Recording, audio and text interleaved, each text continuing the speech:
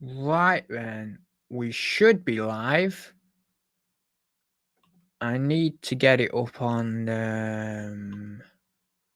my YouTube, but we should. Yeah, we are live. Nice. Okay.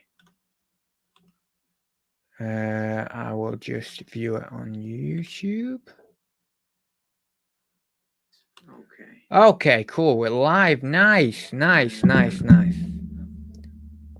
Well, I don't know whether people will be joining us because there was the other broadcast that don't know what was going on there. I was using my OBS and for some reason YouTube wasn't having any of the OBS kind of data coming through. The data for some reason wouldn't come through. So yeah, we are now on StreamYard again. So what I'm going to do is I'll have to test. I have to do another test of OBS. I don't know whether it's because I've not used it in a few weeks.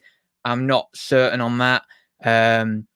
Oh, thank you very much, Tommy. Thank you very much for the super chats. Very much appreciated. There we go from Tommy. Whoa, what does this button do? Thank you very much. And PvP's in, so you made it across. That's nice. I'm getting a little bit of what's the word?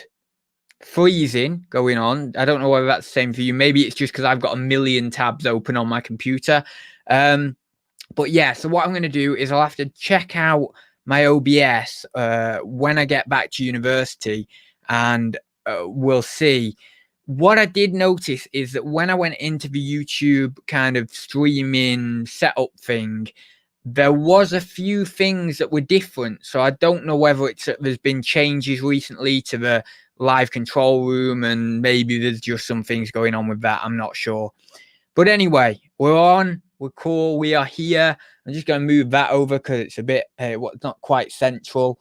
And yeah, so if you got any questions, as always, whack them in the chat. No guest today, unfortunately. We'll probably have another guest either next week or the week after. I've got a couple of names lined up for what I would like.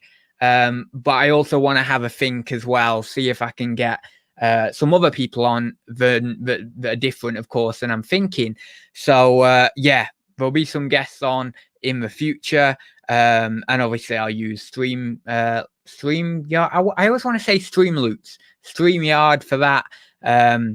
So yeah, I've been scrambling around over the last 20 minutes because I've literally just got back. I've been out all day, and I was like, wow, I've got to do Thursday talk. So straight away on the computer, scrambling around, I didn't even have a thumbnail ready, so I was scrambling around trying to do that. And yeah, I managed to get on anyway. You need to go into the stream keys and create a new key now, it seems. Then add the URL and key to OBS. I didn't add the URL. So let me take a photo of that, Tommy, because I think that's bloody sound advice. And I think that might be what I'm not doing right. So I've taken a photo of that. So then I know now either for next week or, well, actually, I'll do it before next week because I don't want to get into a situation where I'm running late or whatever because I've not sussed it out. So anyway, maybe YouTube got bought out by eBay. That's a good joke, actually. I quite like that one. So yeah, it has been a busy day today. As I said, I've been out all day. 2 days left actually before I go back to university. So it's gonna be a whirlwind of a time the next kind of few days. Obviously moving all my stuff, getting set up there. But by the time you see me next week on next Thursday's show, which will be 5 days after I've moved in, I should be looking a little bit better, and I should be settled in, should be looking cool. But I'm very much looking forward to getting back, and yeah, it'll be good. Yeah. So what does Tommy say there? I had a failed stream start last week, and for some reason, if a new key isn't created, it reverts to an old stream and try. Yeah, that's all. So it does seem like there's some general things going on with YouTube where it's a bit like that at the minute. I don't know, maybe they're updating the way they're doing things on the stream. It looks to be that way anyway. So yeah, well, that's just sometimes the way it is. And you've just got to adapt to these different changes that they make, really. But unlike other weeks, I have not got any topic for today. I mean, the last few weeks, of course, I've been directed by the guests, and that's been really good. So as I say, I want to do that over the next few weeks as well, because it gives a bit more topic, if you like, to the stream. I mean, the topic is then the guest. And I mean, everyone knows all they could bloody want to know about me. There's nothing left for me to talk about myself, because over the bloody years we've covered everything. We've talked about bloody X, Y, and Z. So it's brilliant to have the guests on and to be able to have that dialogue, that one-to-one, that back and forth. And I've really enjoyed it, actually. And I was a little bit like that when I had Corey on, because I hadn't done that one-to-one dialogue with a guest before. And I was a little bit apprehensive of how that dialogue is going to play out. But it went really well, and I got into it. And then obviously with Tommy, and then with Andrew as well, there was plenty to talk about. There was plenty of things that we were going to discuss. So yeah, it was brilliant. PvP says back to the bookwork, Adz. Yeah, it has been. It will be back to the bookwork. I mean, it's never really stopped. As I say, I've been doing all these projects over summer, books and reading and all that sort of stuff. Anyway, really only over the past 10 days I've slowed down. I've had more of a break over the past 10 days, but maybe the last 14 days. But since then, it's been a bloody ridiculous summer. And yeah, but it will be back to the bookwork come. It's not till the 27th of September I actually officially start. So when obviously I'm going back early, get settled in, get chilled, meet a few friends that I've got at Bangor already. Obviously, a few people are coming back sort of similar time to me, early September. Other people are coming back mid-September. So I can chill for a bit, not got any stresses for a while with university or anything. But then it will be into the journal articles, it will be into the lectures, the seminars, possibly some practical sessions. If we might be in the lab, I don't know. It's a possibility at least. And then it'll be really counting, because the first year I would assume this is most university degrees, but it was certainly in mine, didn't count for anything. And the second and third years count for something, whatever percentages are divvied up between them. For me, it's 33% and 66%, or I guess 33.3% reoccurring and 66.6% reoccurring to get to your rounded 100%. But yeah, so this year counts for 33%. So I do need to head down, maybe turn my head a little bit away from my side projects. I did a lot of side projects last year.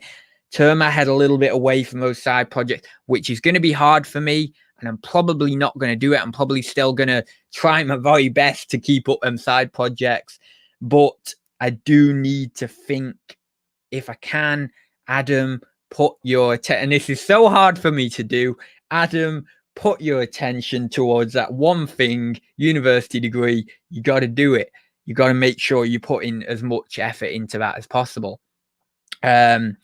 So yeah, and I am, again, with something like that, I'm a bit apprehensive because, well, it counts this year, and I also am very well aware that I do need to be social and I need to have that side. So it's a balancing act, it's a balancing act of getting really good assignments banged out, basically, really good exams, revision done well and effectively, and having that social time, meeting new people, and doing a few of these side projects. It's always a balancing act in life. It's always this kind of,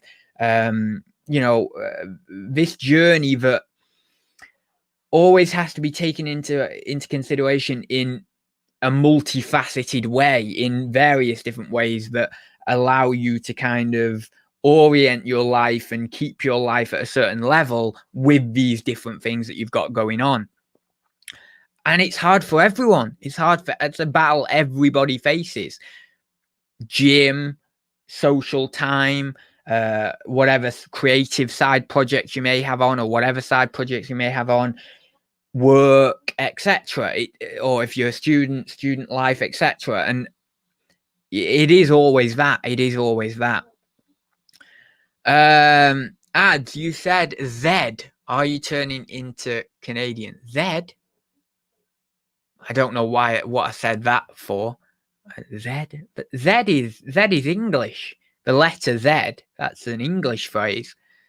Because it's Z, isn't it, in America? The only thing I do say Z though. I do say Z when I'm talking about Zahir, which I suppose I should say Z, right? Maybe, I don't know. Yeah. Oh God, yeah. I do that anyway. Last year I did. I mean, some people are bad at university. They'll get it done last night or the night before. I always get it done bloody 5 weeks before. And I just chill, sit there. I'm done. Then what I do about a week before the handing is I will go over them, make any changes, and then a couple of days after that, well before the handing, about 4 or 5 days before the handing, I'll hand it in. I'll submit it on the online system. And obviously, literally 20 minutes before doing that, I do my plagiarism check as well. So I do my plagiarism check right before my handing. But I do the assignments way before. And then I've got a bit of time to chill. And then obviously I do my final checks kind of a week, as I say, before the handing. So it is great. It is great to do that. And I love doing that last year. And it helped me because I could be social then. I could think, right, my assignments are done. And, I was so invested in my side projects. I would do an assignment in 5 hours on one day, and that'd be that. And I didn't want to do more work than that. So I would do I'd go on Science Direct, I'd go on Google Scholar, and I would just get sometimes you'd get a few kind of resources on our Blackboard intranet system kind of thing, which are kind of journal articles that you can put in your work. So we do a little bit of the work for you. But anyway, I'd go on Science Direct, I'd use those that they give you, and then I'd go on Science Direct and look through and then pile in a Word document loads of references, wade through them over a couple of hours, then kind of structure them, then kind of write a narrative piece with those structured in there. Then what I'd do is go over it, restructure it a little bit, and just nitpick and stuff over it. I mean, bear in mind, these assignments are only 1,500 words, and you can do a lot of writing. I mean, I can bang out 1,500 words in 3 hours or so. That's not an issue for me. So did that. Then obviously a week and that's like the 5 weeks before. Then come a week before, then I do my restructuring that. So all in all, it's like 8 hours for an assignment, and that's fine. And I can easily get a B, or I got an A on a couple of them as well. I can easily get B's or A's, just that amount of work basically into them. Obviously, the first semester, because I didn't know what I was doing, I didn't know what they wanted, and I didn't know what the structure was and all the rest. I was completely new to education again after 5 years. So I ended up getting C's in those ones because, well, God, I wasn't, respecting or understanding what they wanted. But as soon as I picked up on the feedback from those first ones, I knew what they wanted. Then I was like, yes, I've got it. All you need to do in university is really a game of sucking up to the teachers. It's not really about education. They'll make you believe it's about education. It's really not. It's about doing things within the framework that they set. And you can forget all of what they've taught you after 2 days. But as long as you do it as they set, in that specific style, in that specific format, you're good. And that's what most people do. Most people forget half of it. Most people go out into the world. Do they hell use their degree in their job, even if it's kind of relating to their job? They only use little fragmented bits of their degree. We don't use all of it. In psychology is probably one of the fields, and along with, let's say, if you're the biggest one, I would argue, is or the biggest couple are if you're a physician or if you're maybe into physics or something like that. They're the two where you really use your degrees. They're the two, like, you really use them. But other ones, business degrees are a brilliant example of this. You hardly use any of your business degree in actual business. Every businessman knows this. You don't use your business degrees in your business, just little tidbits here and there, of course. So you do it by their format. You get your B's, you get your A's, and you're on your way.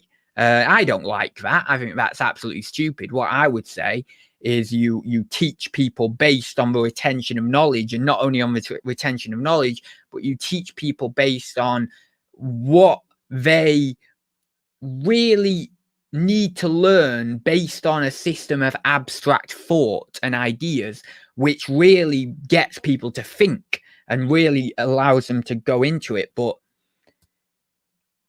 exams do that to a degree, and assignments do that to a degree. Assignments probably a little bit better than exams, but not to the level that we need to be doing this. Because I mean, it's like I did a lot of revision for the brain anatomy exam. I did a lot of understanding of that, and I probably understood it deeper than a lot of people understood it on the course. I'm sure there's a lot of people who understood it more in more depth than me. But nonetheless, even though I had a very passionate interest from that, even from different standpoints within psychology, not just from a neuropsychological viewpoint, but actually trying to work out the links between neuropsychology, neuroanatomy, things like that, and psychoanalysis. So I've got that play in there, and I'm starting to really think about this based on a desired goal to understand this in the context of wider psychology. So therefore it gives me more interest. Even me with that level of interest and that kind of quest orientation to orient a sort of understanding that allows me to write, let's say, write a book or write assignments in the future or essays that will really give value to psychology as a whole. Even with that level of interest, I've still forgotten quite a lot of things that I learned even just in bloody April. So, you know, it is like that. And it is a shame that it's kind of like that as well. But nonetheless, that's what I do. And then so last year, what I was doing, getting back to what I was kind of touching upon there, is I do the assignments in like 8 hours. That'd be me. And you know, if I have 5 assignments in an entire semester, which is 4 to 6 months, give or take, then I've in a week I've done that. Obviously I've got my lectures and stuff as normal, but I've done that, and then I work on my side project. Right, book.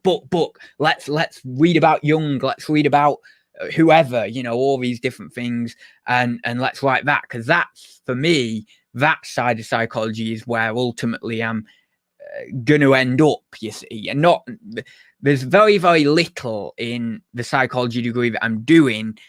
Yes, there is a lot in there that will ultimately teach me things and will help me in my pursuit of things, but it's only aiding my pursuit of the Jungian stuff and the other stuff that I'm more interested in and that will actually become my more main thing, let's say.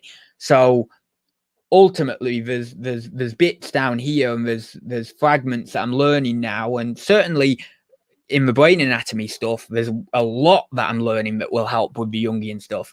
But nonetheless, there's fragments down here, and that will aid to push up to this Jungian stuff. Yeah, so I just get it done as they want, and then put it in the bag, move on, you know, and that's that. Because I you know, I've not got time to be pussyfooting around. You know, my motivation with psychology is very much quest orientated. and that is to say that I have a specific goal in mind that is, you could say, like humanitarian or kind of psychologically collective, which is to say that I'm trying to get myself into a position where I can help as many people as possible, and I need to actually do as much as I possibly can with the time that I've got. And so I can't be spending hours upon hours upon hours on something that I can pretty much get down in a smaller amount of time. And I think that what I'm going to do this year is I'm going to allow my time for university a little bit more, because I need, as I said, I need to, because it's worth obviously something towards my course. So I will definitely increase that, but nonetheless, I'll still be thinking, well, I do need to do this, and I need to do this, and I need to do the other. So then I'm still moving forward multidimensionally. So I'm not the type of person to like moving forward in just one particular aspect of one particular subject. I'm the type of person who likes to move forward in multiple aspects of the same subject, which this being psychology, but also aside from that, have little branches off here that are kind of multidimensional in themselves, that move me forward in those subjects. Hence things like investing and stuff like that. In I don't know what else, or, philosophy, maybe we could say. And these are, especially philosophy and psychology, they interrelate quite nicely. So there's a good bit of overlap there. But, there's this coming off here, and there's these dimensions, and you can grow based on that. So, it's it's hard, it is hard. And basically the formula is get up nice and early, go to bed reasonably early, get your necessary food in, have a decent diet and all the rest of it, which, if I'm being very honest, my diet at the moment, it hasn't been very good. So that's something that I need to look at with university, because it's on all aspects of your experience.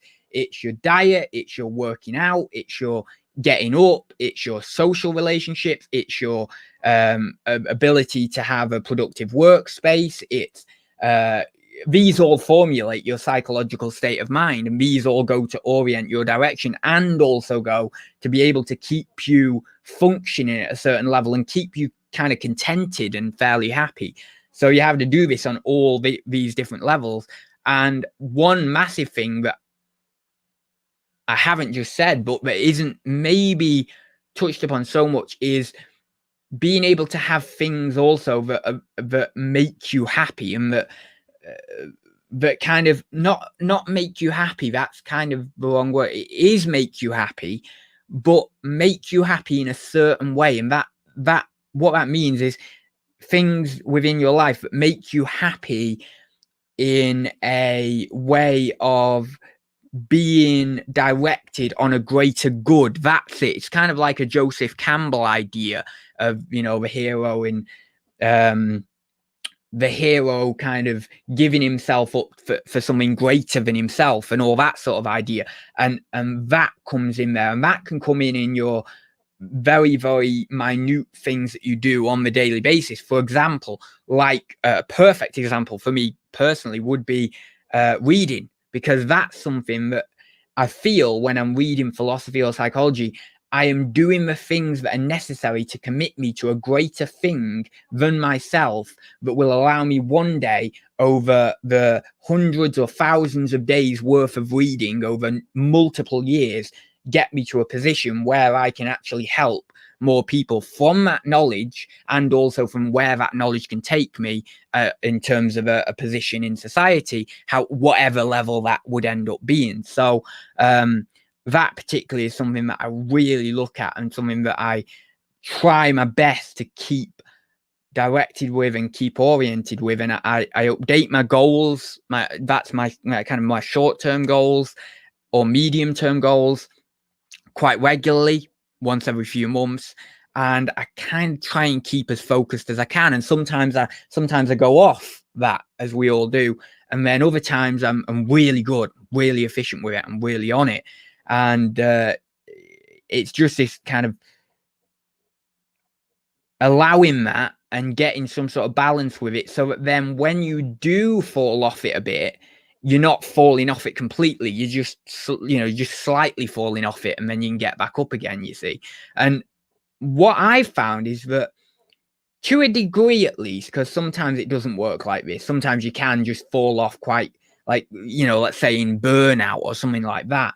But what can happen over time is that when you're falling off this, or you're going down, let's say, in your motivation, it can be lesser than the previous time. And you can start to learn psychological tricks, I would say. And I would kind of call it that, psychological tricks, or psychological tools, maybe is a better word, or a better way to phrase it, that allow you to actually be more efficient psychologically in your regulation of emotion towards yourself and towards the environment, that then allow you to minimize those kind of downward curves, let's say, and bring them back up more quickly. Now, you can do that on the daily basis, of course, when you have a lack of motivation in one specific day, or you can do that from a macro standpoint, and you say, well, over these couple of weeks or whatever, I was going down, and then and you can do it that way and get back up that way. So you can look at it from both of those angles, either on the micro or more the macro.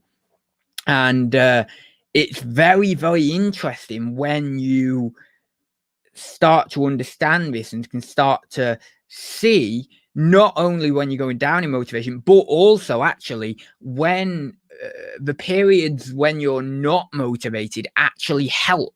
Like, they actually help. This is a weird, bizarre thing, but it's actually been some of the periods where I've been least motivated that have kind of gained me a new psychological attitude, or just, generally a new attitude to the things in my life and to myself, that has then made me more of a stronger person and made me able to be more motivated after it.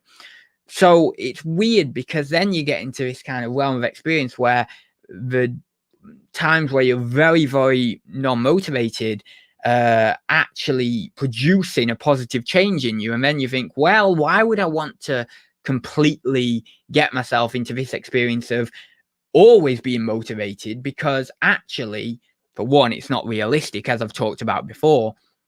But for two, those periods of not being motivated they're kind of like periods of reflection, in a sense. That's kind of what happens as well.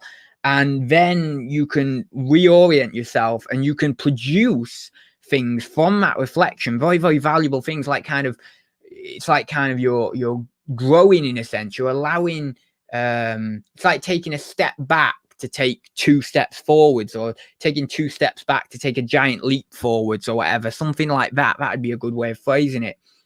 And you're able to see in your life from that period of not being motivated, hang on a minute, I've realized I've been going full speed here, and now I've just got this period of kind of stepping back. Oh, I can see that that's not a good way of doing that. That's not a good way of doing that. And maybe I could do this way a little bit better. Or maybe it's the fact that maybe you're not feeling motivated, and it spurs something creative within you. That can happen quite a lot, where you're not feeling very motivated, and then something comes from you that is, for me personally, it's doing poetry, but for someone else, it could be anything. Something comes from within you, from that kind of period of lacking of motivation and maybe feeling down, or whatever it may be, and something is born from that poem, piece of art, or whatever. And then you start to see that, again, right there, that period of not being motivated is a positive thing that allows you to develop something from it. And actually, it's from all of the periods combined of not being motivated, or feeling my emotional regulation not being good, that has formulated poetry that has then, over a number of months, been able to increase my ability as a poet, and actually be able to produce better poetry over a long time period, rather than if I didn't have those periods, then poems not being born from those experiences, and then not being able to grow in that particular way. So therefore, that's how something grows out of the dirt, let's say, or grows out of the mud, the manure, whatever, however you want to phrase it. So there's so many different dimensions to it, so many different, much richness, and you can never negate. You can never negate negation, in a sense. You could say that, or you can never negate these experiences that we would traditionally say are wholly negative, and say, well, that's a complete waste of time. That's negative. That's that. Because there's always these little things, whatever it may be, that are born from it. Anyway, right. So I'm gonna look up the chat because I've neglected the chat for ages. Uni is very hard work, Ads. People who haven't done it just don't know. It is. I found that. I say the assignments weren't too bad and I could crack them out, and that is the case. But nonetheless, when I was working in those hours of doing the assignments, it was intense work. And not only that, it's not so much the assignments. The assignments are okay, but it's the lectures. It's going to the lectures. It's learning about all of this stuff that, and I would say actually, as another side to this as well, is the exams. Of course, the exams, doing hours and hours of revision for the exams, they're a big thing. But I mean, going to the lectures every week, being mentally challenged and mentally stimulated to a degree that is very high, in the sense that it hits you all in the face. I mean, when you're doing a 2-hour lecture on brain anatomy a couple of hours a week, or a 2-hour lecture in a 1-hour seminar, or whatever it was, I've kind of forgot the layout that we were on. When you're doing it on that topic, that's a lot to take in. When you're talking about the occipital lobe and the temporal lobes and all, and going right down deep into them, the primary auditory cortexes and association cortexes and all this sort of stuff, and then the brain stem, and then all of the ventricles and all of the different ins and outs of the limbic system and all this sort of stuff. And then hormone regulation, and the ability for abstract thought, prefrontal cortex, motor cortex, different things, different sides of the brain utilizing different sides of the body, all that sort of stuff. The optic chasm and visual processing, which is mental. I mean, there's so many different ways it crosses over and all that, and the different sides of the world being processed in different sides of the retina and all that. It's mental, and you're faced with all that, and then you're like, oh my god, this isn't even that complex, because don't forget, I'm just first year. I'm not like really crazy going into the brain anatomy or anything, and you get faced with all this and you think, oh, so this is how my language is formulated, this is how I can unconsciously be regulating my movements, this is what happens when X happens, or whatever, all these different things. And you think, Jesus, it's a lot. And then what you have to do, you have to decompress for about 3 hours after that, 2 or 3 hours after that. I mean, sometimes I would go for a nap. I just go for a nap. And that's actually a brilliant strategy as well, because when you're sleeping, that actually organizes your the knowledge that you've gained, you see. So when let's say you learned a load of things today and you went to sleep, the sleeping and to what extent dreams come into this, I'm not aware, but I would wager to bet quite highly that it is a good amount. But in your sleep, you're kind of filtering that information. You're kind of going through that information. You're kind of absorbing that information more, basically. And so, and as I say, dreams may very, very highly come into that, because the research that Dr. Dylan Salterman has done has proven that the unconscious, that dreams, whatever it is in the unconscious, in a Jungian view, it would be the self, of course, kind of can work as a problem solver or a puzzle solver, because well, it wasn't actually the research that Dylan Salterman did, but it was the research that Dylan Salterman talked about in his TED talk of, I think it was Harvard University Medical School. So I am getting that slightly wrong, but forgive me, I've not watched the video in God knows how long. So yeah, the research that they did proved that there is a problem-solving element to dreams. And of course, if there's a problem-solving element to dreams, it's very, very likely that that problem-solving element has something to do with organization of memory as well. Because obviously, you're not going to problem-solve a specific thing that is there in the waking world for you, for example, unless you've got some sort of autonomous organization of memory going on by something like what Jung would term the self. And therefore, the totality of one's personality, that is unconscious and conscious. Therefore, that would mean that dreams do come in, just by way of logical argument. You wouldn't really need to do too many studies on it, although people would, because they'd say, well, we need to prove it, you know, and all this. But anyway. But I mean, you've still got a 5% chance of it not being correct with the p-value and all the rest of it.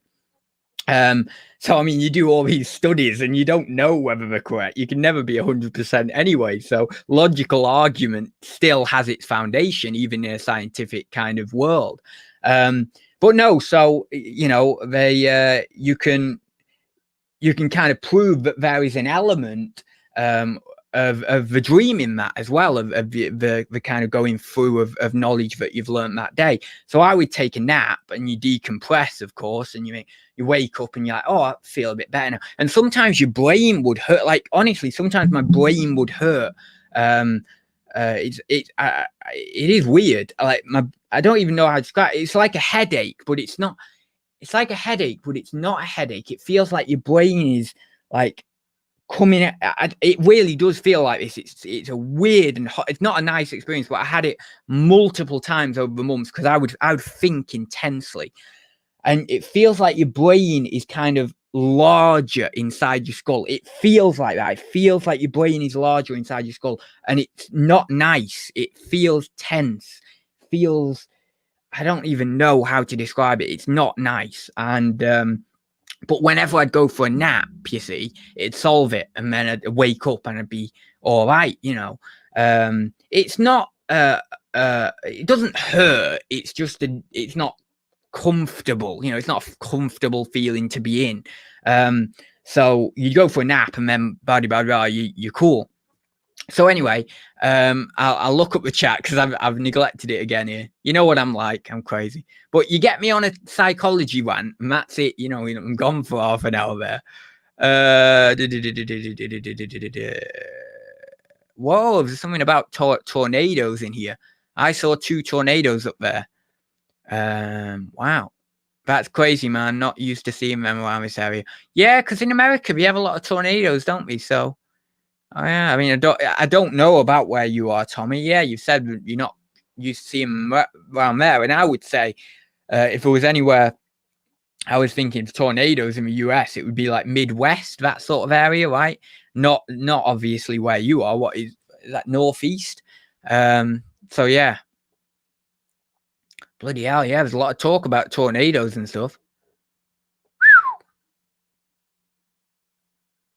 But I mean, there is freak weather and stuff, isn't there, at the moment? Got like heat waves and everything all over the world. In Greece, it's really bad. I have a friend in Greece, and they've had like 40 odd degrees, like 46 degrees, 47 degrees. And I was thinking, I mean, I don't know. I've not been to Greece in ages, and I don't keep up the weather there. But I was thinking, surely even in summer, that's not normal. Maybe like mid-30s. Maybe at most like latter 30s or something, but not 47. That's like 10 degrees higher than like even the maximum you would think. So it doesn't seem right, that, you know. And I mean, I know it's all to do with global warming and stuff, which, God, I do not think we're going to get over that.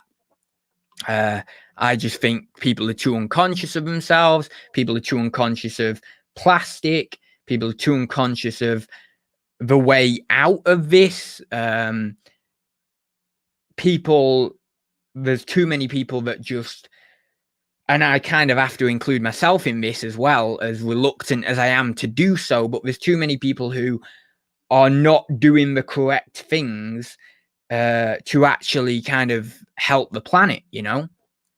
And so if people just stay the same as we are now, or even if people try and help, it's not going to get it back to it. Basically, we need to rid ourselves of all plastic right now. The world needs to just stop with plastic right now. But you can't do that. There'd bloody be like social unrest from the kind of causal implications of it. Because if you think about it, all these businesses couldn't just change out to something environmentally friendly, because it couldn't work like that. Then products would go out of stock, or products wouldn't be able to be produced in a certain number, and then that'd have implications on the supply chains, and then there'd be arguments and all that over that, and you know, it would just all spread outwards in many different ways that I'm not aware of and that I've not researched enough about, but I could see how it could easily spread out. So you can't do that. So with what we're going to do, you know, it's like, well, we're going to die. That, let's be real, you know, but you can't just say, oh, we're going to die. Okay, then we'll just not do anything. You know, you have to do something, but whatever you do, I ultimately think, this is just my personal opinion, that we are going to die, whether it's sooner or later. And whatever I can do, or whatever anyone else can do, will get, maybe I might prolong it somehow or whatever. But I do believe that a large, or at least a good portion of humanity are just going to be wiped out. And I mean, these briefs that are coming in, they say that even the best case scenario right now, which we're not going to do the best case scenario right now. We might, in 5 years, we might get around to just about doing the best case scenario. Probably not now. Even in the best case scenario, from right now, if we did that, it would still go up, like global warming temperatures rise by like 1.5 degrees or something, or whatever they say in a year. Well, I think that's a year. I don't know, actually. I might be misspeaking on that. But anyway, they've said that temperatures will rise 1.5 degrees or whatever. And if you look at the charts on, you know, some of these news articles and all the rest of it, and again, how much the news is biased and all the rest of it, we could argue.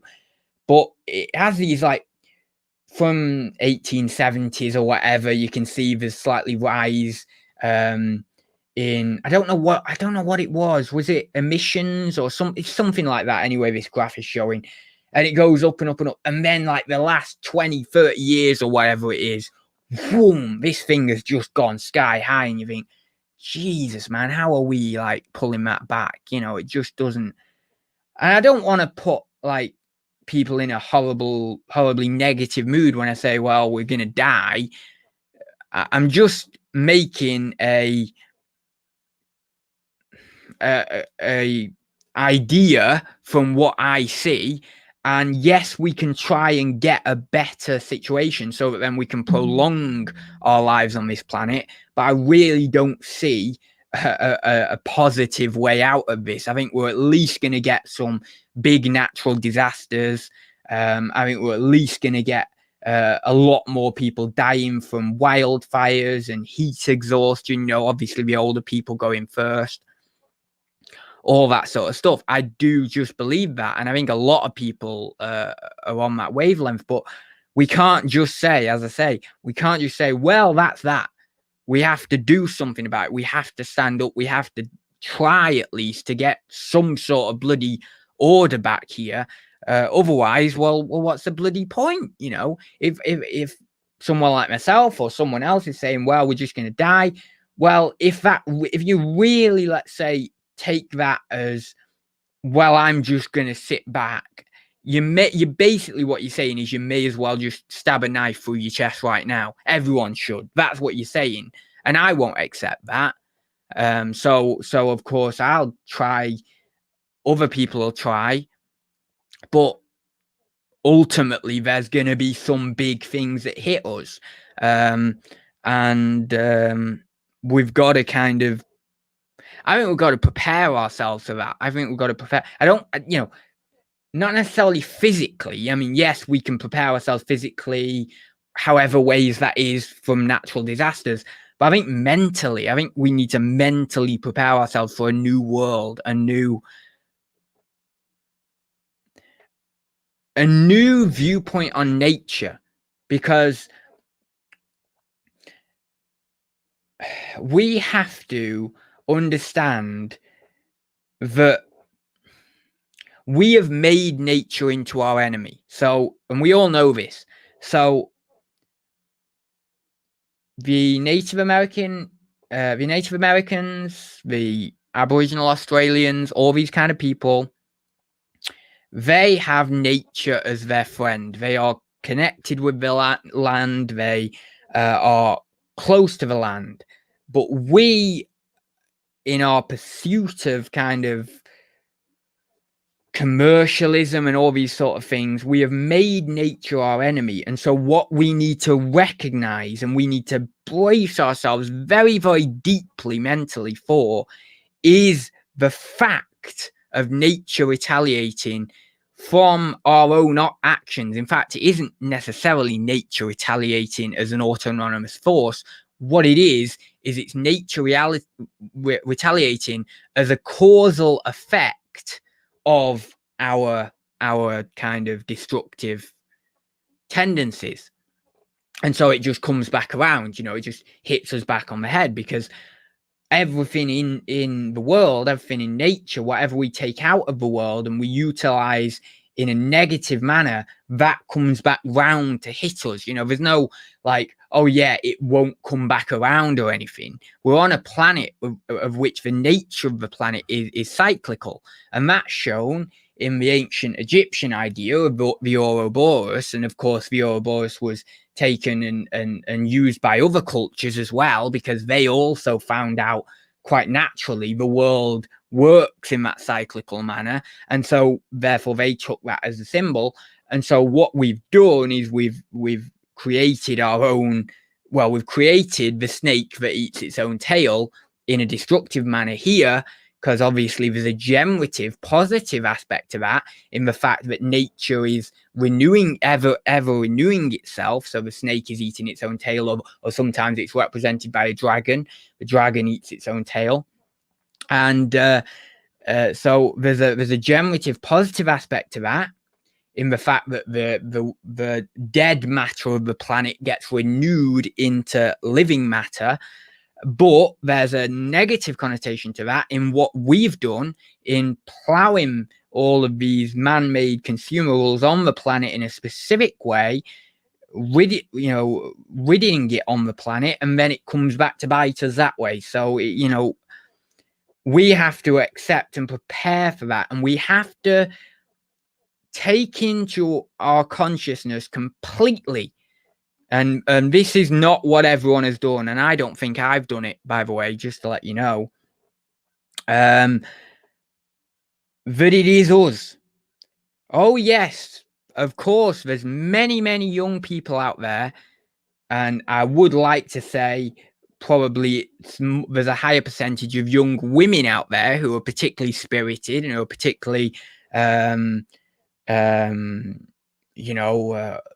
wanting to kind of make a mark on the planet and stuff, and make a positive impact.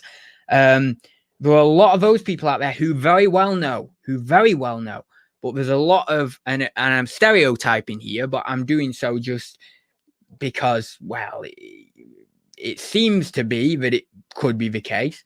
Maybe, men who aren't really that bothered, who are maybe in the mid-40s or the mid-50s or whatever, who might not particularly have much brains, who might not be particularly intelligent, and they don't think it's particularly their fault, and of course it's not just men in their mid-40s or mid-50s who are like, there's many other people. I'm just taking a particular demographic, let's say, or an example that is quite stereotypical, out of a vast field of different people and different ideologies and different lifestyles and different individualities. But nonetheless, there it is. And so everyone needs to know. And if everyone knows, not if they know, but if they understand in them their consciousness, it is me. Holy shit, it is me. Then we've got it, because everyone knows. And when you make a collective change in the psychology of mankind like that, which is bloody not easy to make and not a quick change, that's the problem. We've not got time to make such a change because we're too deep. But when you make a change like that in the consciousness of mankind, then we get a flip. Then we change things in the outer world. Then, because we've changed things in the inner world, in our ideology, our schemas, our opinions, our ideas on what we should do and how we should treat the objects in the world. So then, therefore, from that is born a newfound way of living, a newfound way of treating the objects in the world. But, we've not got enough people doing that as is required at the moment to make such a flip, such a kind of an anti-Odromian flip. Kind of an anti-Odromian in a way. That's a flipping into the opposite in a sense. And we're getting there, I think, but I just don't think enough people are there. And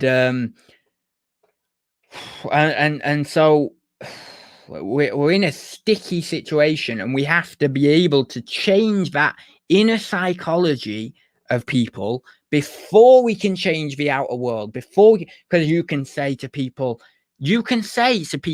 all you want. Don't use plastic, don't do this, don't do that, don't do the other, don't do this. But those people have a specific attitude, and they will not believe it until they have to confront something. And this is why we'll have disasters. Tell you for now, this is why we'll have disasters, because those people need to wake up to it, and they will not wake up to it until their hometown is flooded or their hometown is suffering with 50-degree heats. Then they've woken up to it. Then it's too late, and then you're buggered. So, and then maybe they wake up to it. Maybe they can save a portion of society, or not society, a portion of the global population, but they won't save themselves. They'll probably end up dying from it. And that's what let's say we could say the Hindus have this idea of karma in a sense, and that actually is causal in one way. Very, very finely invested in causality, and very, very, very individual, and so psychological and so physiological. This very, very intricate patterning of the ways in which the internal psychological realm meets the outer realm and has dialogue with it, or has causal relationship with it. But that would be something of kind of what the Hindus would call karma in a sense. Or and so we're bad. We're bad.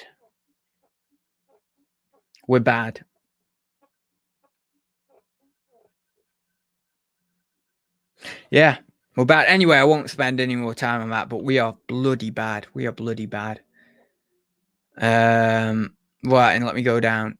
Night's Life is in. Hi there. Tom and Belle are in. Yasmin's in. Hi there. The flipping sports guy is in. Wow, there's a lot of people in.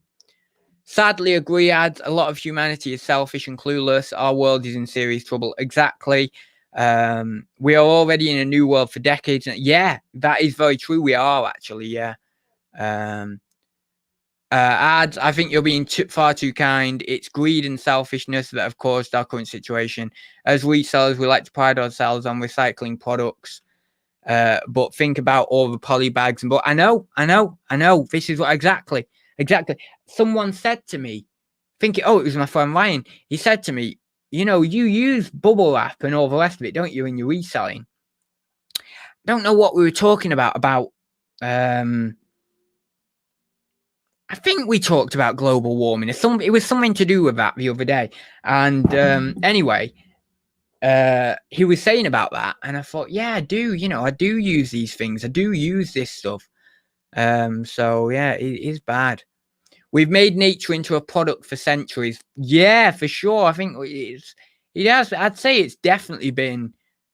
Well, I mean, you could say since the advent of capitalism, so like the 18th century, and that would be, 300 years or so, 2 to 300. And I think that really it started getting going in the 1800s, like really started, maybe like the early 1800s to mid 1800s. But then from then, when we get into the 20th century, it really started going. And then obviously when like all these plastics came in. Now, obviously I didn't live through this, so my times might be a little bit off. But as far as I'm aware, it was kind of the mid 20th century. I think we had Bakelite first, which was maybe just predating the Second World War or around the time of the Second World War. Then we had plastics, which might have been 60s, something like that, maybe 50s, 60s, or 70s. I can't recall exactly because, again, I didn't live through that time period, and I'm only recalling what I've heard people say and stuff. But nonetheless, we had those, and that was a problem because as soon as we had all that, what used to happen, many of you will be aware of, is when in the 20s, 30s, 40s, 50s, you'd get your milk. And you'd get your milk and you'd have your bottle. And then you'd take your bottle back. And then they'd refill it and all the rest of it. So that's brilliant because you got your glass and da da da. Now, of course, I don't know the harm and the fumes that are particularly created when people make glass. I know there are fumes from it. But nonetheless, you could limit the amount that you're creating because you're always just reusing them. Of course, it's problematic slightly because, well, bottles break and all the rest of it, so we're going to end up having to produce a certain amount. But nonetheless, it's not the end of the world, right? But then you have, instead of kind of having that reusing of things, you then go into all these plastics and all this, and even like paper and all that sort of stuff. I mean, paper has been a problem for a while. But with all these kind of things, you then kind of have this plastic coming in. You then kind of have these other things coming in which are more harmful. And then that just exacerbates things. And of course, when it first comes in, everyone's blinded by, oh, look at this new fancy thing, how great look at how great it is, we're going to make a load of money off this, the companies say. All the consumers say, oh, wow, this is cool, have you seen this? And we go around a friend's house and we're showing it off. It's like when people first saw bananas for the first time in the UK. Don't ask me what the date of that was. Maybe it was later than you think. I think it was maybe about 1930s or something like that, 20s or 30s possibly. But it was a lot later than you think with bananas. And when people saw that for the first time, they're like, wow, what's this exotic thing? All the rest of it. And they're like, oh, yeah, I'm going to have these. And what do people want when they see something that's fresh, that's new? Well, they want to show people that they can get them, that they can have them, that they have that new item. It's like the new phones are a perfect example of a modern perfect example of this, where, oh, there's this new great phone or this is new great Apple Watch. I've got to have it. And that's just the same really as years and years ago. Oh, this new great fruit has come into the UK, a mango, a banana, a lychee, or God knows, I'm just making up different things. And then people buy them, and they buy them a lot. And then the kind of novelty wears off, and then a new thing comes along, and you have to have that. And what we've done is we've kind of exacerbated this in the commercial domain in like technology and plastics and the flashy packaging and the all manner of different things that mean that people have this attitude, which I refer to it in a way that my granddad refers to it. He calls it the want attitude of people, which is exactly as it is. People want things, and they will not get out of what Nietzsche called the herd instinct, which is where everyone goes along with the crowd because they are compelled by a certain level, I would say, of FOMO, of fear of missing out, of the next thing, and they will not get out of it. And they will do this for social media, for Facebook, for Instagram. Fear of missing out on something, fear of not posting on there, fear of not doing a story, fear of not messaging people on there, because they've got a fundamental emotional investment in that specific thing, whether it be an object of technology, whether it be a virtual thing online, whatever. They have an emotional investment in it, which is incredibly damaging when it becomes collective in nature, and when everybody centers their focus on these things, because what we get is this exacerbation and this kind of hedonistic treadmill going into those things. And the more and more this happens over generations, the more and more the generations after generations become weaker, psychologically speaking, and the more and more they become childish and neurotic as well, because what happens is the emotional investment in these objects, based on a kind of collective herd-like instinct, shall we say, means that more and more people have this kind of fear, this what I would like to call it is a temporal-based fear. Now, I say temporal, and we could go into the writings of alchemy on this as well, but I won't. But alchemy is the perfect myth to fit this, exactly perfect. The realm of shall we say, matter and mortality and the shadow and this death and all that, compared with, let's say, the realm that alchemy as a process wishes to get to, which is the breaking free of the temporal, the breaking free of the time bound into let's say the philosopher's stone, the psychological realization of well, we could say the unconceptual, but we could say much more intricately than that, moving away from the material, shall we say. But we get into a temporal neurotic state because the emotional investment into the items being made manifest in the 21st century as technology, and this fear that comes along with it, has physiological effects, increased stress hormones and things like that on a small scale, that are related to time, because you're always invested in your phones in a temporal manner. Oh, I've got to post. Oh, I've got to message that person back. Oh, I wonder what they think of this. Oh,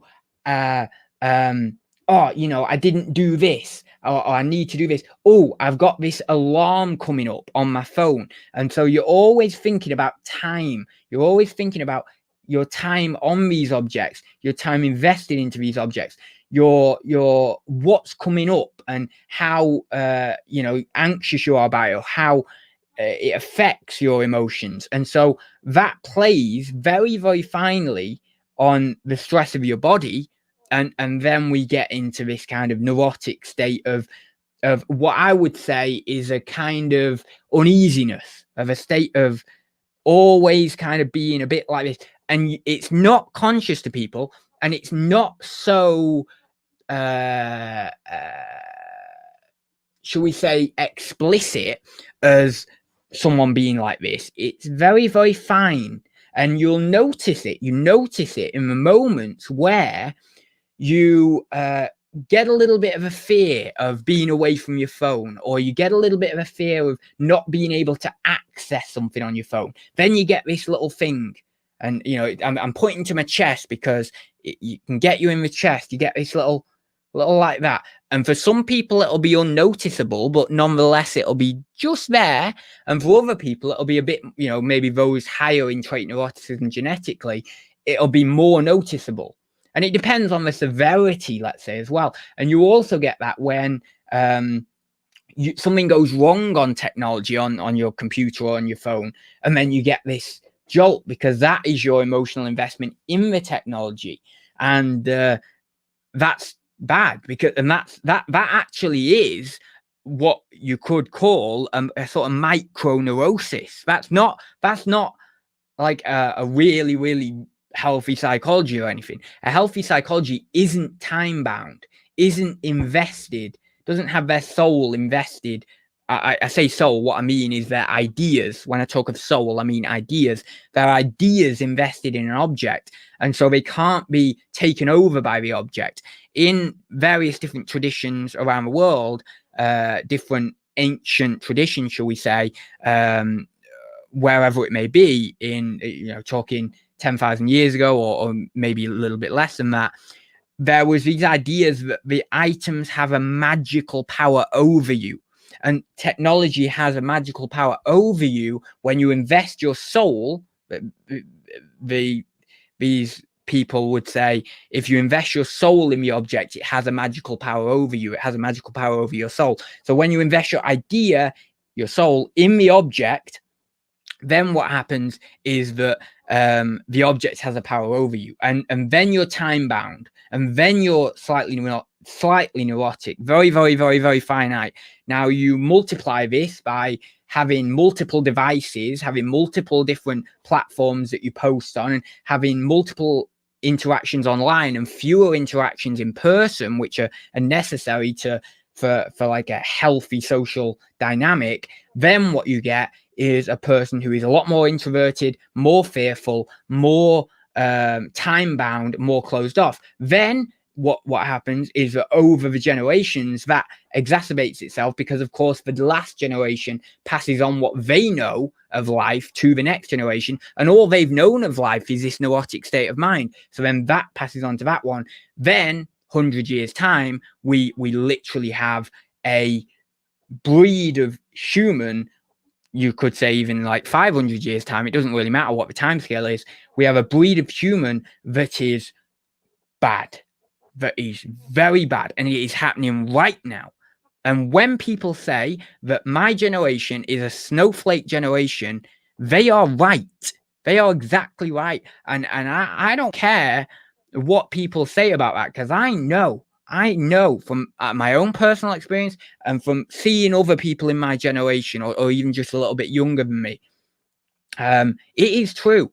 And people won't like you saying it, because no, they're all right, they're all rest. But it is true. We have bred, but really, it's not that we have bred, or let's say my parents, or not my parents specifically, but just generally parents have bred a generation like that. It's not that. That's a wrong way to term it. The entirety of the collective web of mankind and causality and their psychological interactions with matter, and the effect of matter on their psychology and their unconscious as a collective, has moved towards this quite naturally and autonomous to any one individual's control, which means that the collective entirety of mankind's structure of their unconscious and their conscious has wanted to be in this state of mind. Think about that for a second. Mental. And therefore, I get to the conclusion, not just from that, but from deep analysis of my own collective dreams that I've had, and deep analysis of my own unconscious and stuff, where I can see certain patterns, and all of the reading that I've done on psychology and Jungian stuff and all that sort of stuff, we get to this point that the collective unconscious actually wants to kill humanity, or wants to at least make them suffer. And the collective unconscious, you could make an argument for it being partially synonymous with God, all that sort of stuff. So then you could say, well, God wants to extinguish a part of mankind or whatever by the collective web of structuring that we've got going. And as a macro point on that, the causal relationships, not only on our planet, but that extend from the entirety of the universe to the entirety of the universe, which then the universe, we could say in an old idea, is God, not necessarily in a bearded bloke in the sky, but just as a kind of pantheistic system of causality that Einstein would agree with would be not necessarily a personal God as such, but more just a system, just an autonomous system, just a system that's beyond human control, that's very, very scientific, that's very, very as the universe is in physics. And so then we say that kind of idea of God, or shall we say the universe, wants mankind to die in this particular way, or wants mankind to suffer in this particular way. However, you can never say that is the case, that a certain thing wants mankind to suffer, because we can't know that thing that I'm referring to as the collective unconscious or the universe actually has a consciousness of its own to be able to consciously think, I want this. But nonetheless, it is autonomous to a certain degree, and nonetheless, it's kind of by causality structured itself in this way, and by the fact that the collective unconscious is an aggregation of all of the minds of humankind, and the minds of humankind are subjective, we get to the logical conclusion that there is a subjective element in this, and actually it is ourselves as humans, as a collective, that want our own demise, that want to ultimately end our species. And that's a very, very weird thing, and you'll note in that there's an erotic element in it, and that's quite interesting, actually. But nonetheless, there is weird things going on in the collective unconscious, weird things, and it's moving in very, very odd ways, and it's a weird time. It feels wrong, it feels disconnected, it feels eerie, it feels melancholy in a way, it feels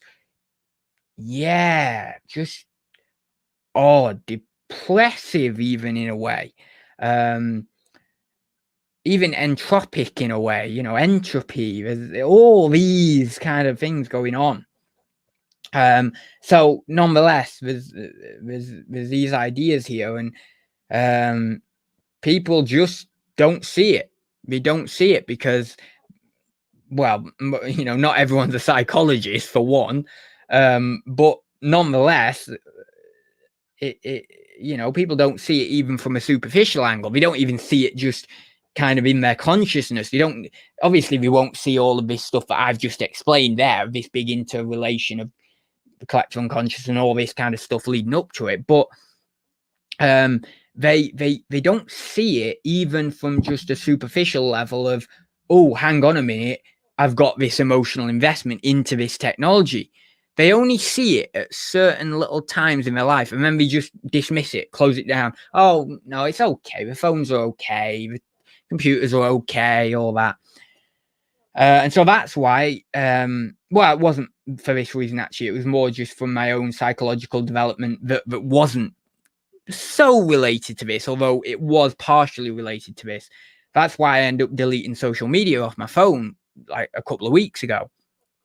Because I knew that I've known for a long time that there's this very strong emotional investment into that technology, and I noticed that when I deleted my account. Well, I didn't delete my accounts, but I deleted the apps off my phone, and I noticed this connection kind of break away, in a sense, like not in a good way, in a very negative way, very, very powerful way within me, that I was, kind of, I don't even know how to describe it. I felt something was kind of taken in a way, and that's the emotional connection. That's what everyone has. That's not just me. And yes, okay, for me, it might be higher or it might be lower than the average person. I would argue it's probably a little bit higher for me because I do very much. I have been the person very much that has utilized social media quite a lot. So naturally, you might say that kind of connection might be a bit higher for me than, let's say, the average person or the average user. But nonetheless, the average user will still feel that. And they can really start to feel it if they delete their social media, because then they can think, oh, hang on a minute, I'm really tied to this because I really want to go back on it. I really want to post something. I really want to do something on there. Well, what do I do? So all this sort of stuff, and that comes in, and they can feel that tied to it, and not only from a more kind of passive, shall we say, thoughts of it, but also physically as well. In most physical manifestations, it's like when people come off drugs and stuff, or they come off alcohol or whatever, a bit shaky, like that. And it's like a lower version of that in a sense, or a more hidden version of that. And to some people, it might actually be that to that degree, especially maybe younger people who have been, all they've known is technology, and they really do. They might get like that. They might get a bit shaky and stuff. I'm sure many people would, especially people who are really, really invested into technology, because there's a lot of people out there who are way, way more invested into technology than I am. And there are those, of course, who are a lot less. But yeah, nonetheless, it's bad. It's bad, man. It's bad. It's bad, man. It's bad. Well, the problem is, with billions of humans on the planet who need to be in the economy to survive, a solution will be hard to find. We harvest materials from Earth to keep our societies running. Exactly. That's what I'm saying. It's going to be mental hard to find a solution.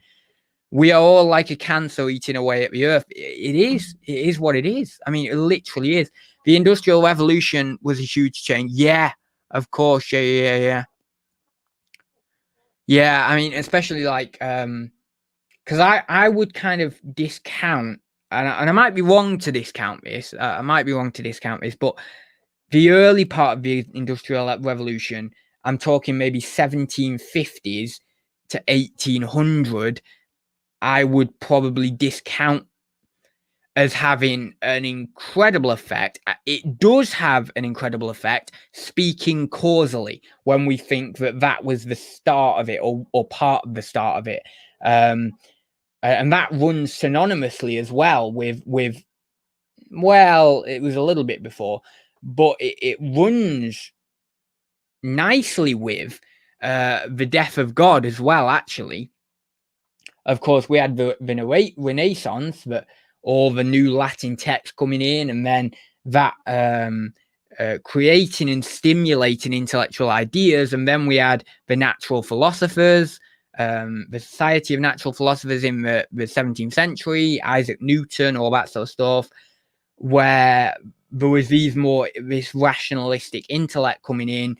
Then, of course, we had the Industrial Revolution, and that ties into this, you see. It goes quite nicely parallel, as I say, with it. And so causally speaking, that early part of the Industrial Revolution does have a strong impact. But nonetheless, I think it's what happened in the 1800s, and I would say mid to late 1800s that really started it. Then, of course, 1900s, it was blowing up. Then we are where we are right now, of course.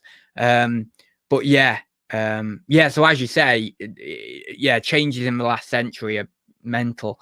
But no, we also have running, not incredibly parallel, but partially parallel with this kind of Industrial Revolution. And of course, there's some sort of causal interconnection here.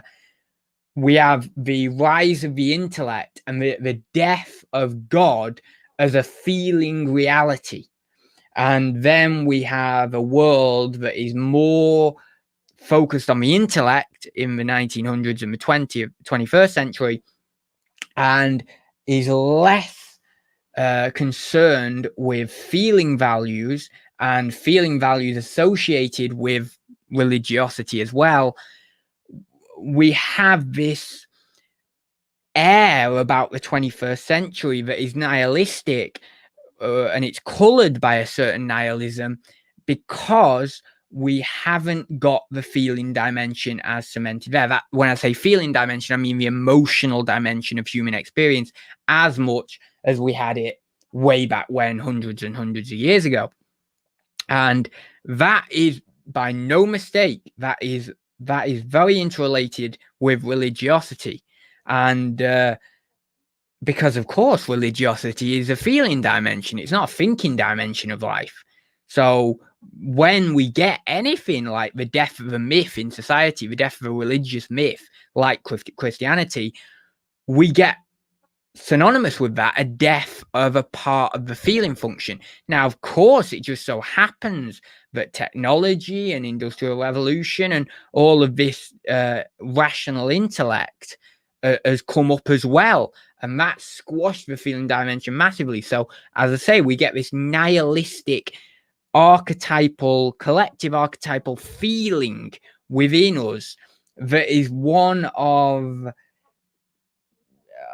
too much objective reality, too much scientific stuff, not really feeling a connection with nature or with any sort of idea of the divine. And what that manifests itself in is this nihilistic tendency or this feeling, and you see it in the back of your mind or the back of your eyes when your eyes gloss over, and when you are confronted with something that is intolerably objective, intolerably scientific, so scientific that you aren't being quite human. It's kind of too objective.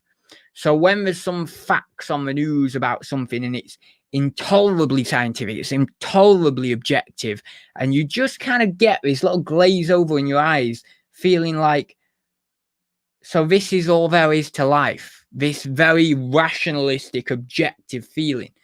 And that bleeds into my own conception, and I've got the book here, actually, funnily enough, The Physiology of Nihilism.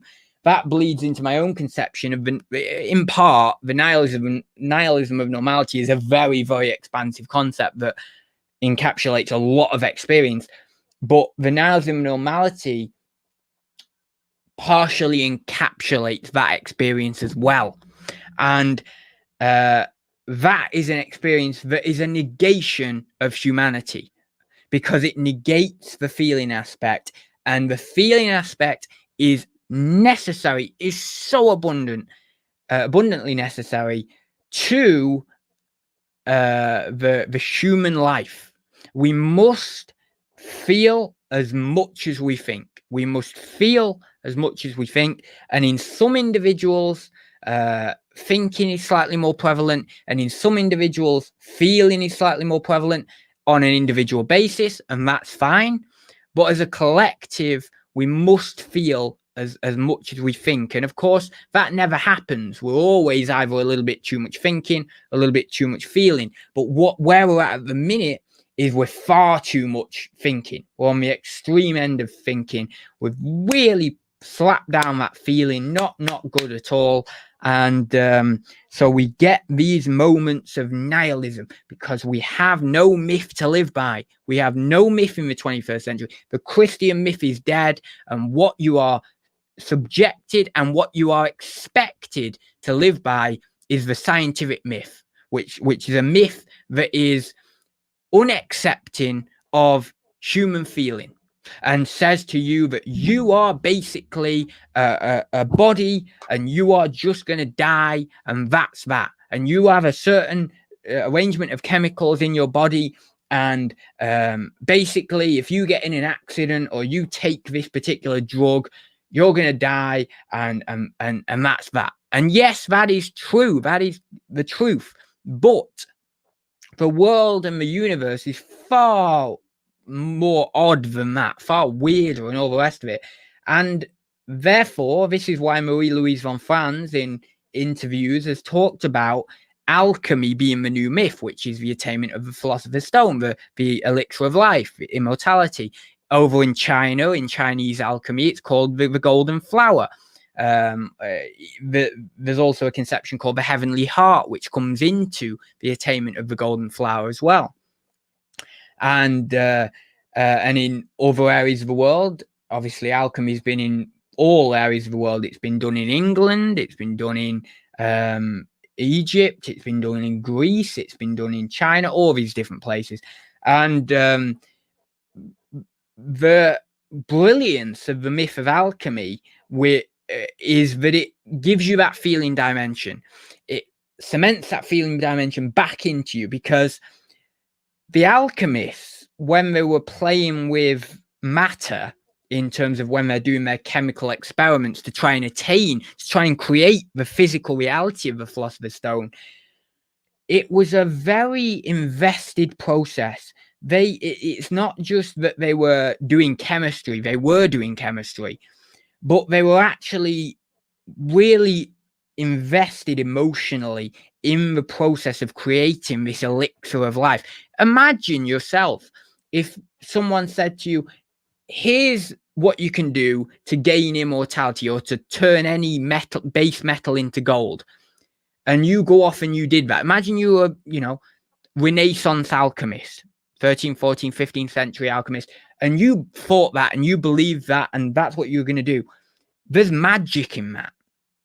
And these people were playing with this process of this chemical process to get to this elixir and to find this particular stone and this particular reality. Now, of course, alchemy isn't a physical reality. It's a psychological reality. And the alchemists, when they were going through this process of going through the blackening and the whitening and all these kind of processes that go along with alchemy, the four main stages of alchemy,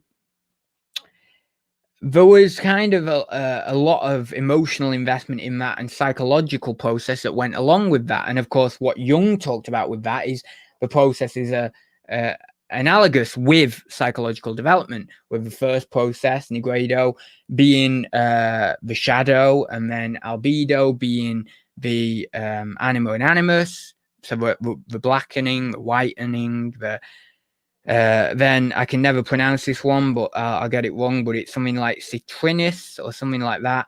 And that's the kind of yellowy gold stage. And that's the wise old man archetype, wise old woman archetype. And then you've got the self, which is the Rebudo. And that is the Philosopher's Stone. And that relates to a very real psychological process. It's a psycho-spiritual process that is the attaining of the unconceptual, which is the reality that you can never know yourself, and that your ego is a fallacy, essentially. And there's a lot of Alan Watts in this kind of thinking. And that therefore you are immortal by proxy, in a way. Now, this isn't just the Philosopher's Stone. There's a lot more to the process of alchemy than this.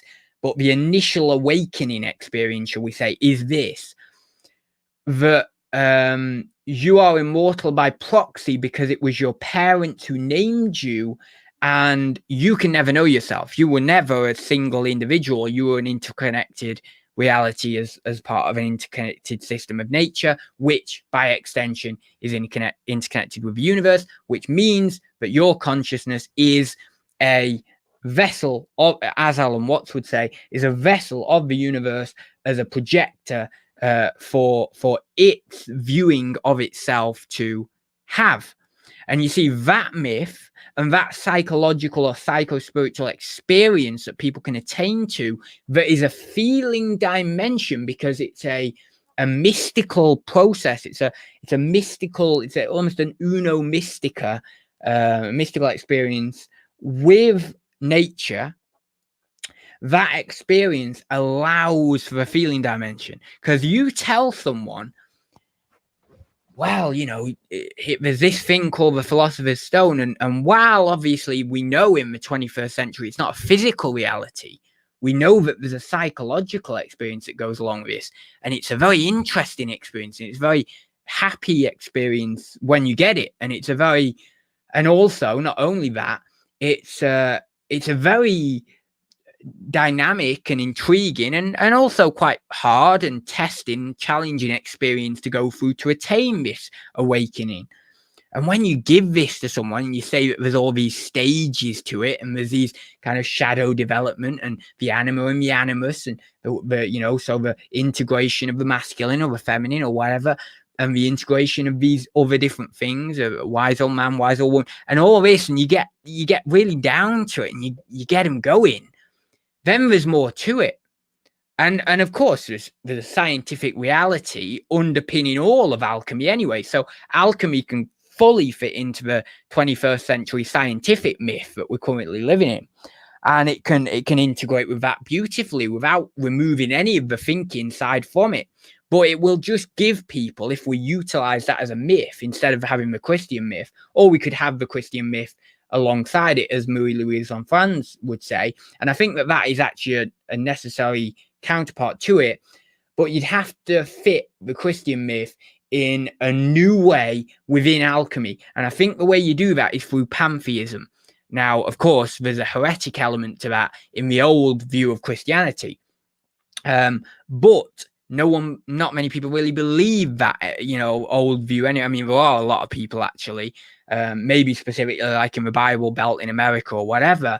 But I think it's probably coming to about time where, maybe not quite yet, but it's coming to that time where people would accept a pantheistic version of Christianity embedded in the alchemical myth, which has an interconnection quite naturally, quite easily with the scientific tradition. Then you get a pantheistic religious experience that people can have that feeling dimension of life with, interwoven with a very, very scientific, very, very thinking tradition, objective tradition.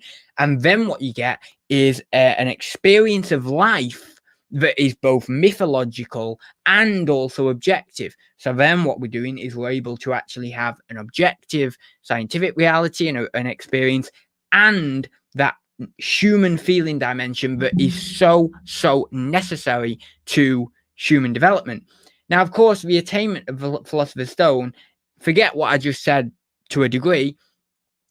It isn't just that, oh, well, you are immortal by proxy because your parents named you, and so you can never know who you are, and you're a complete mystery to yourself. And of course, you are actually a part of ecology that just sprang up out of unconsciousness, and you are inextricably linked with the universe. And so it is the universe's consciousness coming through you, and not actually yourself as you know yourself as an individual personality called John this or whatever. It's not just that. That's not the attainment of the Philosopher's Stone at all. And people might be a bit surprised by that, because a lot of people actually dogmatically say to you, that's it. That's the great thing. That isn't the great thing. Alan Watts would say that. Alan Watts would say, oh, well, that's the great thing and all the rest of it. It's not the great thing. The great thing is way more intricate and psychological than that. The great thing is you get that initial awakening experience, which is, yes, partially one could say the Philosopher's Stone. But after that, you have to cultivate what would be in the Chinese alchemical idea, spirit. You must ignite the spirit. You must meditate more. You must kind of overcome the kind of matter in a more intricate manner. And that means going into your fears. It means extinguishing as many fears as possible. It means not having psychological projections onto other people in your environment. It means being able to bring yourself into a holistic sense of self that allows for your own expression as who you are, and also means that you aren't tied negatively as an emotion, bringing it back to that emotional investment into objects. You're not tied by emotional investment, not only into objects, but into other people as well, and by the projections that they cause and the stresses that they cause as well. And so the attainment of the Philosopher's Stone in a more intricate Jungian manner, and a more, let's say, a more complex and more long-term manner of what the real Jungians go for, is actually better expressed through the Secret of the Golden Flower. I've got it on my bedside table there, and that gives a more complete look at the stages of alchemy, or the meditative stages of attainment of the Secret Golden Flower, the Golden Flower even, to actually really get to that full spiritual kind of level of that really alchemy demands of you if you're serious. And So that is a very, very long process. That really is what Jung termed individuation, not the other thing. The other thing is the spiritual awakening, what I just talked about. This thing, what I'm talking about now, is really the full kind of alchemical experience and the full experience of fully what individuation means. And that is over the entire lifespan. And that doesn't just stop at 45 or 40 or 50 or whatever. Even after someone's attained a good level of experience or a good level of what Jung would say individuation, there's still still more to go. It never ends till your death. And so the meditation, the awareness, the being able to withdraw these projections, all this goes hand in hand with it. And there is a huge emotional investment, a feeling dimension encapsulated within that allows meaning in life in a human manner rather than in a solely scientific objective manner that we have currently got. So therefore it's much better if we have that alchemical myth aligning with this objective scientific dimension that we've currently got going.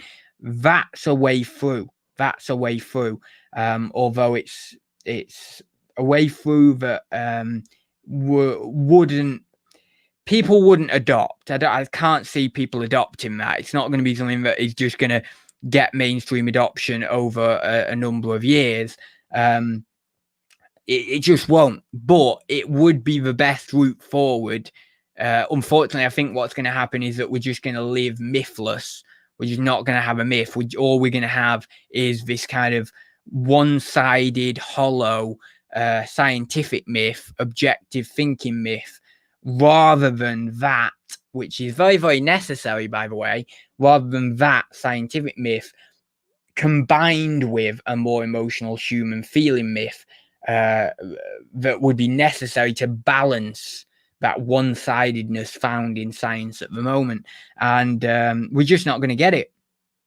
And so that's another way, you see, this is another look, shall we say, at how humanity is going to degrade as well, because we've not got that myth as well. So there's all these different things that lead you to be able to conclude certain things about the future by the past and by the different experiences that have led up to now, the different archetypal experiences, the different myths that we've got going in society, all these sorts of things that make you able to conclude those things, and or at least hypothetically, we should say hypothetically conclude these things.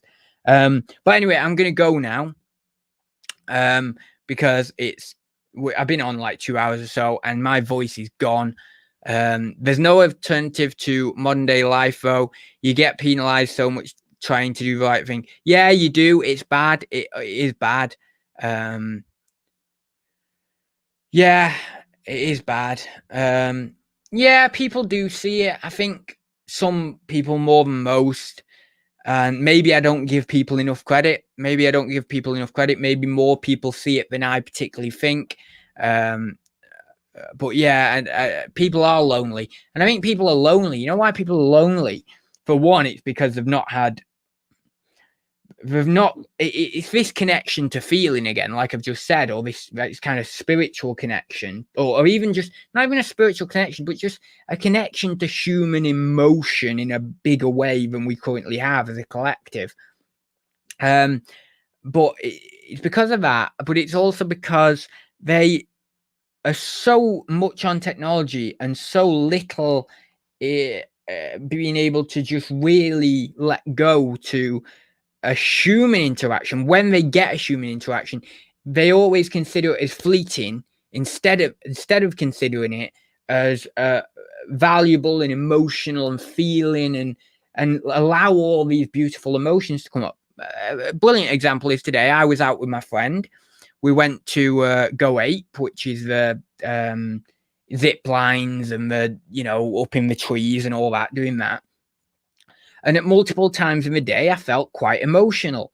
And I felt quite emotional in the way of being with him and being able to have that experience with him and being able to share that time, you know.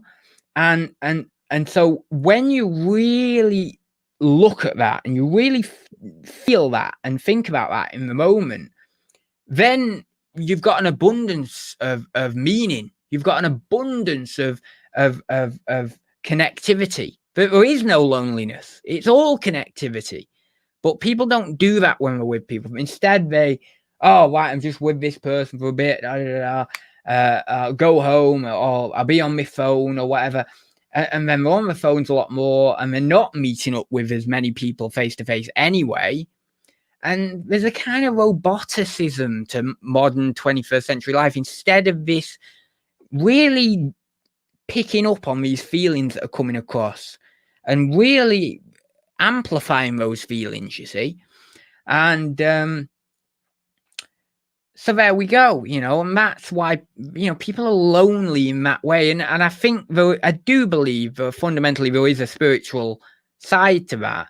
I do think that if you, let's say, you're not spiritual, you're not into any of that sort of stuff or religious or anything, I do think that you can categorize it as emotions or feeling as well. I talk about it in a spiritual way or religious way because that's just what I'm into. That's what I get. I have a thirst and a hunger for that stuff as much as I get for the scientific stuff as well. And but no, you could very much see it in that way, the emotional way as well. Was a deep talk today. It was a deep talk, man.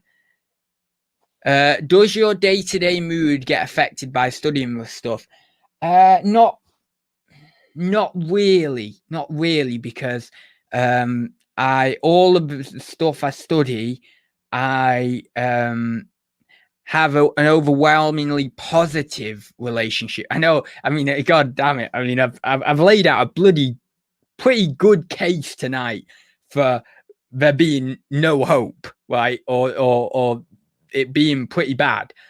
But despite that, I personally, as an individual, I have an abundance of meaning in my life.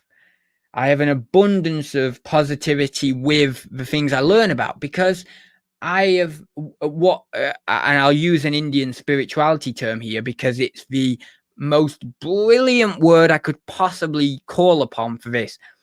I have found what the Indian, you know, like in the Indian spiritual tradition, they would call Swadharma, which is your calling. That's the best translation, or one of the best translations you could put in English. I have found my Swadharma, and what that means is the thing that you are passionate about, that is a part of your very being genetically, that is within you. Okay, we could translate this into psychological language. In my neuroanatomy and neurophysiology is specialized for a trait called openness to experience, which is generally considered links, you know, generating links and generating ideas based on links. And you can see in this video how I've made links between all different things throughout history and all the rest of it. And that's very much by the way of you know, openness.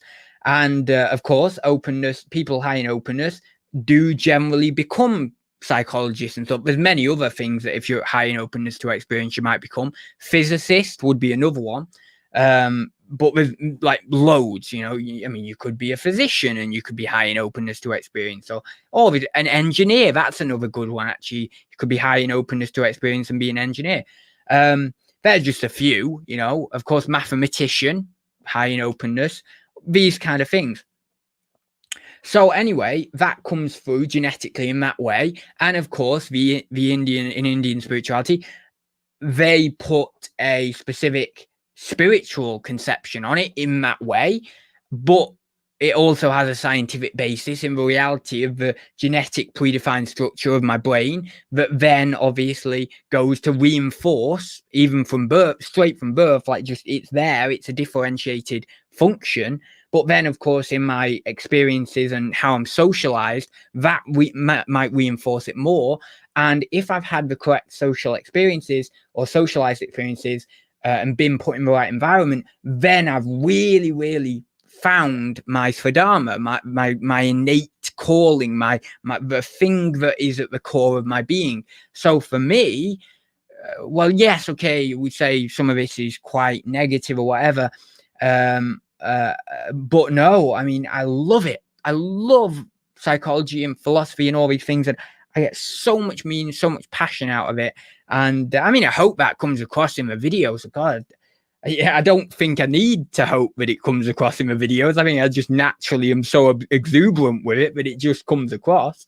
And that's a positive, by the way, that is actually a positive form of knowing when you are on the right track with finding a thing that you really love. If other people turn to you and say, you know, God, wow, you know, you're really passionate about this stuff or whatever, that's like an indication to you that that's the thing, you know, because it's that thing that your eyes light up with. It's that thing that you're taken by, you know. It's not that you take it, it's that it takes you in a sense. And so therefore, you know, I'm like that. So no, it doesn't. Of course, there are times where I naturally get down, but I wouldn't necessarily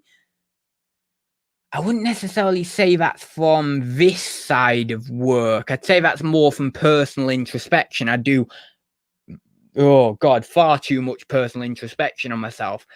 And yes, there's some of my ideas that have been born out of that personal introspection, but nonetheless, it's kind of quite separate.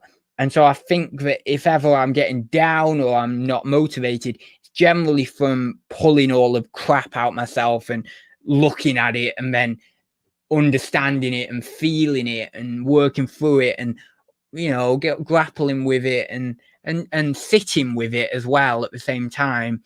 And so that's where I would probably be affected emotionally with. That's the thing. And yeah, I do get affected by that naturally because I do just so much introspection. I mean, I have an introspection document. I have a dream diary. I write in it every day, write my dreams down, and practically every day when I get up. And then after that, middle of the day, late in the day, I'll write down, I'll use it as a bit of a diary. I'll write down either how things are going. I'll write down things in psychological language. So if you're not a psychologist, some of the diary entries you might not understand because I'm using psychological terminology in the diary. So it's kind of like a psychological diary in a sense. And I'll sometimes use Jungian concepts. I'll sometimes use Freudian concepts. I'll sometimes use concepts from modern psychology. I'll even sometimes use neuroanatomical or neurophysiological ideas in there, and that I'll put in there. And I will use archetypal motifs and what I'm feeling archetypally, and whether the anima is taking over me too much at one time or the animus, or whether I'm being a little bit too, like, for example, I would say in this video here, I've been a bit too thinking. I've been okay with my feeling, but I've been a bit too overly thinking and overly rationalistic and too, you know, much there. But nonetheless, it's quite instinctive, and you know, I've allowed myself to flow like that because it's necessary from what I've been saying. And so I've been aware of that. I've been sort of viewing myself. Let's say I've got myself up here and then I've got myself talking here. That's how I view myself. So I'll have a judger here. Like, it literally is like here. I'll have a judger and then I'll have myself talking, and that judger will be trying to orient my action and my behavior and my ideas and my words and all the rest of it, so that then it's not too one-sided. It's not one way or it's not the other. Now, of course, that hasn't happened, or I've not been as attentive to my judger as I maybe should have been in this video, because I've been very exuberant and just gone for it, you know. And whenever I do that, I just, you know, I just have to let myself go for it because it's nice, it's exuberant, it's, you know.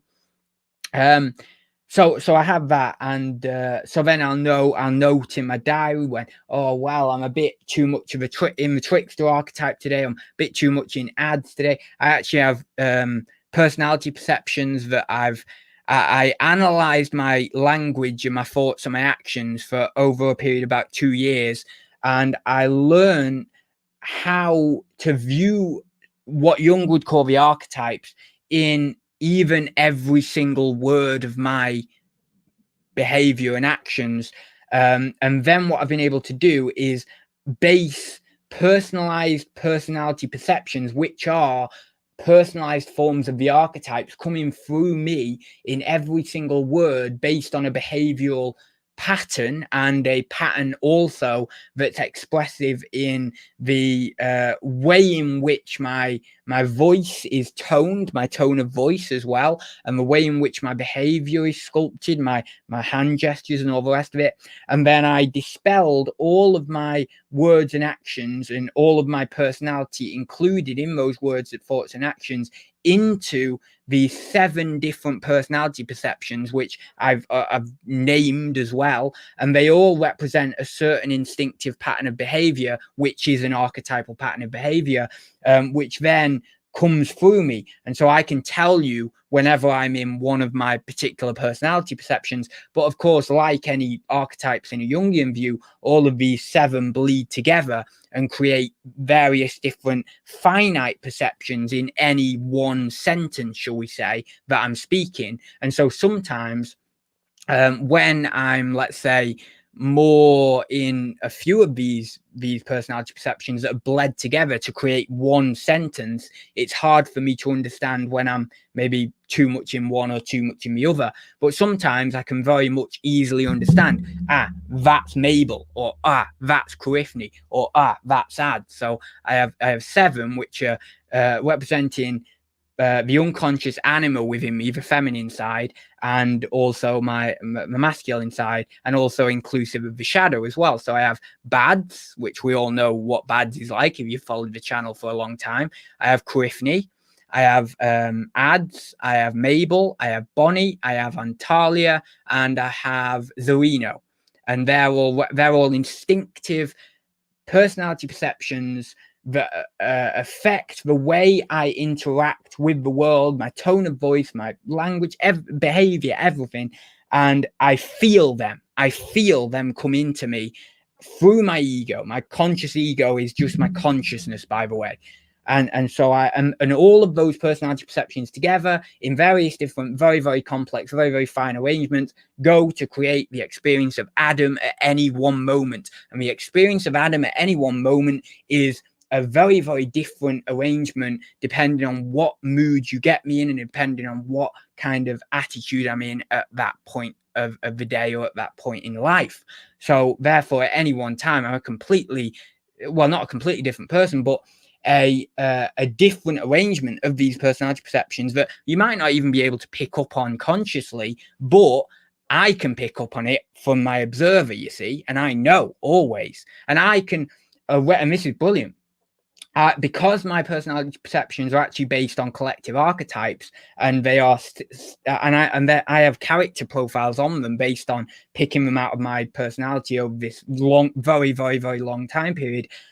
They are instinctive realities in every other human. So I can actually understand when other people are in my own personality perceptions, because the personality perception of Ads is characteristic of eccentricity and things like that, and joking and all that sort of stuff. So when someone is in Ads, I can actually see it as a reality, and I can see that archetypal experience coming through them, and I can say, oh, they're in Ads, or oh, they're in Bads, because Bads, again, is the shadow in it, characterizes itself in a certain way. Now, of course, we all have our own individualized forms of the collective archetypes that obviously we could all name slightly differently, and we could all experience, and we all do experience slightly differently through our own personalities, because all personalities are slightly unique based on this collective reality. And so therefore, when I say, oh, I can see Bads in that person, I'm not really seeing Bads in that person, but I'm seeing their version of Bads as relating to their personality,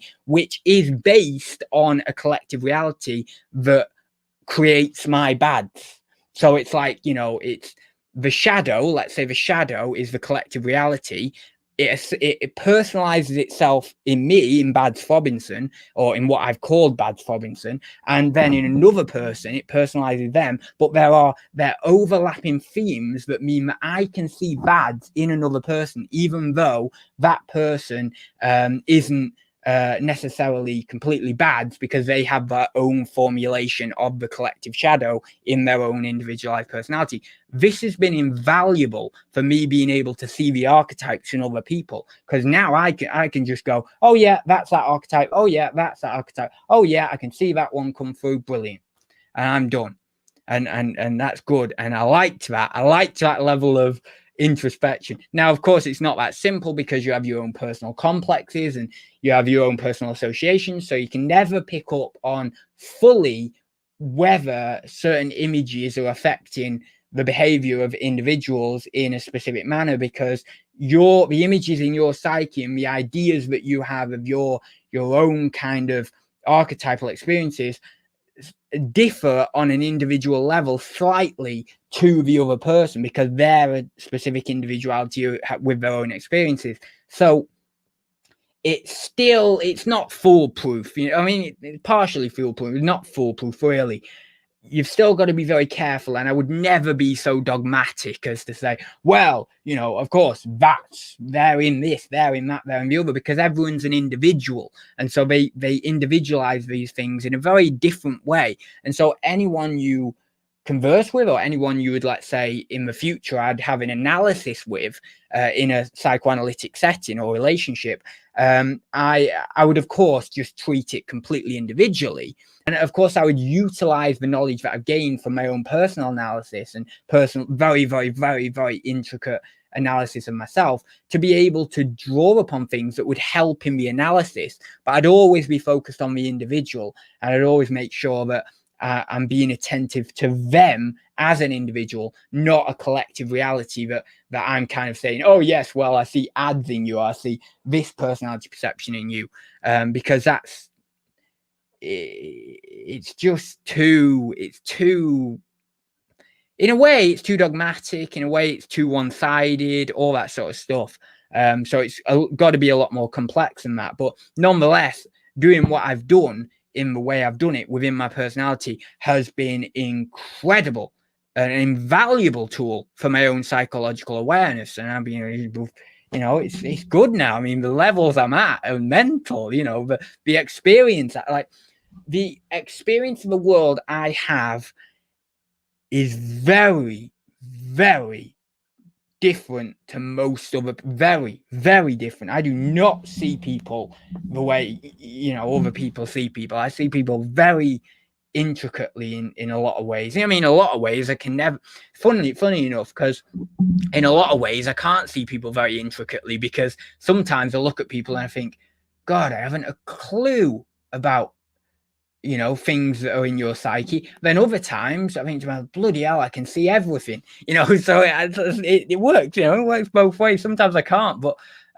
nonetheless, in a general setting, general standpoint, the way in which I view the world, view objects, view things, view my own actions and behavior, sculpt my own actions and behavior, orient myself in the world, see other people, is very, very different to how I would say at least 95%, if not 99% of other people see things. It's just on a bloody different level. It's mental. It's bloody mental in my mind. So, yeah. Anyway, I am going to go and I'll leave it there. And it's been it's been a crazy show tonight. I've gone into some bloody detail. Anyway, I'll leave it there. Thank you very much for watching, guys. If you did enjoy it, whack a like down below. I'm going to go. God, I need a break. I'm like, I've been out all day. I've done this show now for 2 hours. I'm like, let's get in bed. Let's chill for a bit. And yeah, see what tomorrow has in store. And then I'll be off to university on Saturday. So thank you very much for watching, guys. I will see you in the next one.